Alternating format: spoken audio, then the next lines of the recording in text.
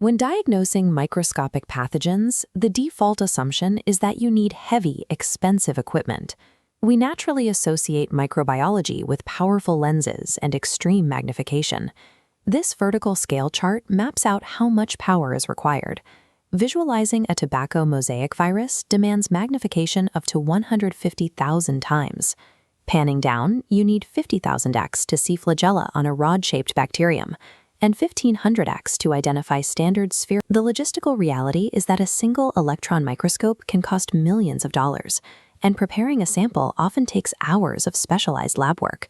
Neither a technician in a busy hospital nor a student in a timed exam has that kind of luxury. Relying strictly on microscopic structures for your first line of triage creates a massive bottleneck. It demands too much time and resources when you need answers immediately. Biology provides a highly practical workaround. When these microscopic organisms multiply into the millions, they cross the threshold of human vision. Look at the bottom of our scale chart. At 1x magnification, the naked eye, we can identify colony growth directly on a petri dish. For students, this visual recognition allows for the instantaneous categorization of diagrams that might otherwise require minutes of decoding text labels or legends. For laboratory technicians, distinguishing between colony types is the absolute front line of diagnostic triage. It dictates the entire workflow that follows. While rote memorization of textbook descriptions is a common starting point, it often leaves the observer unable to translate that theory into a practical identification when they are presented with a visual specimen under pressure. This comparison matrix breaks down how we evaluate colony types, starting with bacteria. The visual inputs are highly consistent: small, smooth, discrete white dots. This heuristic offers rapid, low-cost confirmation of bacteria without touching a microscope lens. But stopping at the macroscopic level carries a specific cost. By looking only at the colony, the observer completely sacrifices morphological data. You know you have bacteria, but you cannot tell if it is a rod-shaped bacillus, a spherical coccus, or if it has flagella. Analyzing bacterial colonies is a direct trade. You are giving up microscopic structural specificity in exchange for rapid, naked-eye categorization.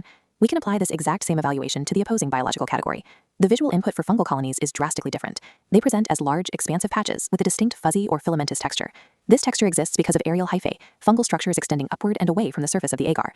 That distinct fuzz allows for an immediate, highly accurate differentiation from bacterial growth at a mere glance. However, this introduces a severe operational risk. Fuzzy and powdery textures indicate active spore production, creating an immediate danger of airborne cross-contamination across the laboratory. While macroscopic fungal identification is highly accurate, it forces an immediate physical isolation of the sample to protect the environment. That is a handling risk you simply do not face with smooth bacterial colonies. There is a critical exception to this entire visual system: viruses. If you attempt to use naked-eye colony evaluation for pathogens like bacteriophages or adenoviruses, you will experience complete diagnostic failure. The biology prevents it. Viruses do not form visible colonies because they cannot be cultured on a standard agar plate. They are obligate intracellular parasites. They require living host cells to multiply. Detecting viruses forces you right back to the extreme top of the magnification scale, demanding that 150,000x power we started with. Standard petri dish heuristics are completely useless for virology. This rapid trade-off strategy is strictly limited to identifying bacteria and fungi. We can formalize this into macroscopic triage. This decision tree outlines the algorithm.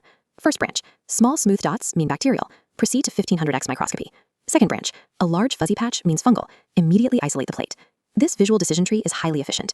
Recalling isolated paragraphs of textbook text takes longer and introduces room for error. Macroscopic identification is never a replacement for deep microscopic analysis. It is the mandatory first filter in the diagnostic pipeline. For the exam-focused student, adopting this visual first triage method requires an adjustment to your study workflow. The outcome is faster, stress-free identification of specific NCERT diagrams during high-stakes exams. The trade-off is that it requires more upfront study time to integrate these visual diagrams directly with your standard textbook data. For the practical laboratory worker on the front lines, this exact visual heuristic applies every single day in a live, fast-paced clinical environment. The moment a culture comes out of the incubator, you secure an immediate baseline categorization of an unknown pathogen. The most successful outcomes in biology, whether securing board exam marks or diagnosing a patient, happen when macroscopic visual heuristics systematically combine with microscopic precision.